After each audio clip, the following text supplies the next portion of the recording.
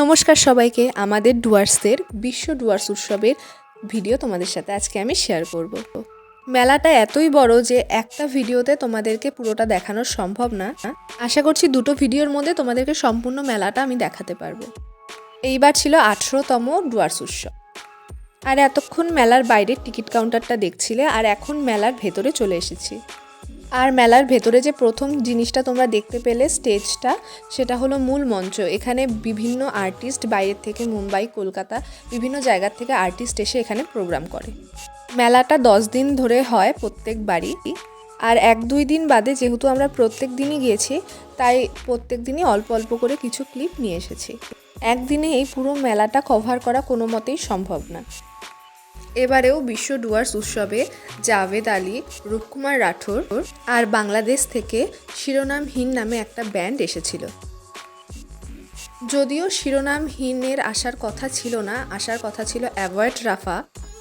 এক্সপোর বাইরে যেসব দোকানগুলো বসে সেগুলোতে মূলত সরকারি সাহায্যপ্রাপ্ত দোকান, মানে এসএইচজির গ্রুপে যারা থাকে তারা দোকান নিয়ে বসেন। তাছাড়াও এখানে সেচ দপ্তর, রেল দপ্তর, বিভিন্ন জায়গার থেকে এক্সিবিশনের মতো করে বিভিন্ন ছবি, বিভিন্ন প্রজেক্ট ওদের এখানে দেওয়া হয়েছিল। যেমন এটা ছিল রেল ডিপার্টমেন্ট থেকে। এক্সপোর বাইরেও সুন্দর সুন্দর অনেক দোকান বসেছিল, তার মধ্যেই একটা দোকান হলো ফুলের দোকান। আর এই দোকানটায় এতই সুন্দর সুন্দর ফুল ফুটেছিল যে এখান থেকে চোখ কিন্তু ফেরানো যাচ্ছিলই না। ফুল কিনবো ভেবেছিলাম, কিন্তু আমার যেহেতু বাইরের ফুলের থেকে বেশি ইনডোর প্লান্টগুলোতে ভালো লাগে দেখতে, ওর জন্য আমি এই ফুলগুলো আর কিনিনি। আর এখানে দেখিয়েছিল কৃত্রিম উপায়ে মাছ চাষ। আর এখান থেকে শুরু হয়েছিল এসএইচজি গ্রুপের যে দোকানগুলো বসেছিল সেগুলো। এছাড়াও উল্টো পাশে খুব সুন্দর সুন্দর দোকান বসেছিল, কাঠের কাজ করা। তোমরা দেখতেই পাচ্ছ কত সুন্দর হাতের কাজ। এই দেখো, এখানে পাখি, খরগোশ, বিভিন্ন মাছ, এইসবেরও দোকান বসেছিল। এই জিনিসগুলো দেখতে কিন্তু খুব ভালো লাগে। আর এই তো ছিল মাছের দোকানটা। মাছের দোকানটার ভেতরে অনেক রকম মাছ ছিল। যেহেতু ভেতরে যাওয়া হয়নি, তাই আর মাছটা দেখানোও হয়নি, বাইরের থেকে যতটা পেরেছি ভিডিও করেছি। আর প্রত্যেকবারের মতো এবারও জামা কাপড়ের দোকান, নিত্য প্রয়োজনীয় জিনিসের দোকান বসেছিল। মেলাটা দেখতে দেখতে চলে গেছিলাম আমরা খাওয়ার দোকানের সাইডে।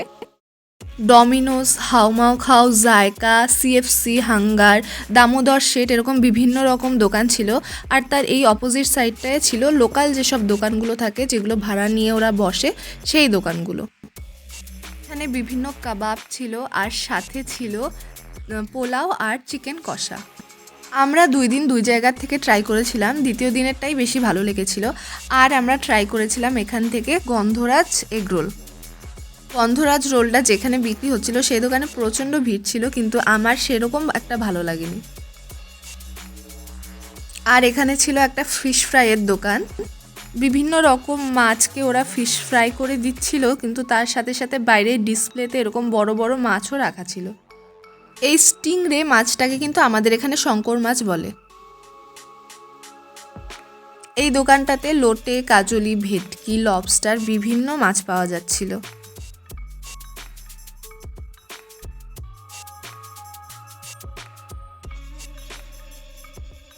আর আমরা স্টেজে প্রোগ্রাম দেখছিলাম, তখন দেখি একজন এইভাবে বাইরে নাচ করছে।